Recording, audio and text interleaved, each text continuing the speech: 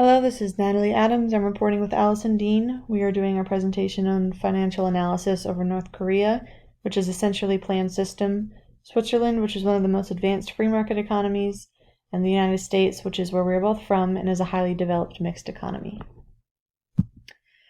To start, we'd like to go over the economic freedom scores. This is from the Heritage Foundation. The score is based on these 12 factors of freedom down below the graph here. You can see Switzerland and the United States are very similar in score, with Switzerland being in the purple there and United States in the yellow. They are higher than the world average of the economic freedom, and North Korea is actually very low in terms of economic freedom based on all of the factors above, and they have a 40-point lower score than the limit for being a repressed nation. The economic freedom to trade score. Trade is very important in the growth of the economy for every country, and neither Frater nor Heritage had any data on North Korea's freedom to trade. However, they did have the scores between Switzerland and the United States, which are very close together, with Switzerland being 7.62 on a scale of 10 and the United States being 7.67 on a scale of 10. And you can see here they do have a lot of other similarities as well in terms of freedom, regulation, their money soundness and legal system, property rights, and the size of government. I did want to do some research on the population comparison of these three countries. The United States has a substantially larger population than Switzerland and North Korea even combined, and Switzerland even had a lower population than North Korea.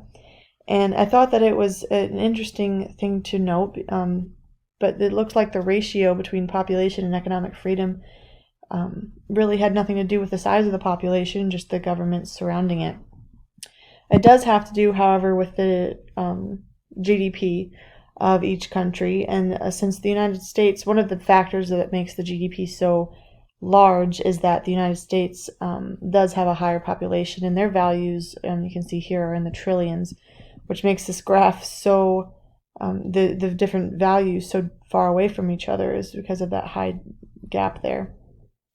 And then you can see Switzerland is still above North Korea, and North Korea has one of the lowest GDP comparison values. I will now switch it over to Allison Dean, who will discuss the economic freedoms and evaluations of each economy. Economic freedom.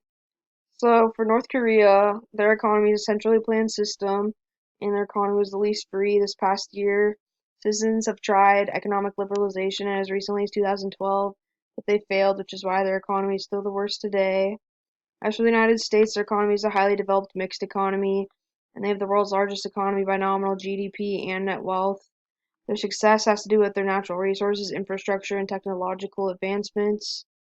As for Switzerland, they are one of the most advanced free market economies. They lead the world in exporting watches and clocks, and they have laws to protect their trade for agriculture. And that ties into the power of trade. There are many benefits to international trading, and one of the main ones is it lowers world prices, which helps boost the economy. The United States and Switzerland's prices of goods and services are self-regulated by the open market and consumers due to having an open market. And North Korea has very strict trade laws, so they really only trade with China.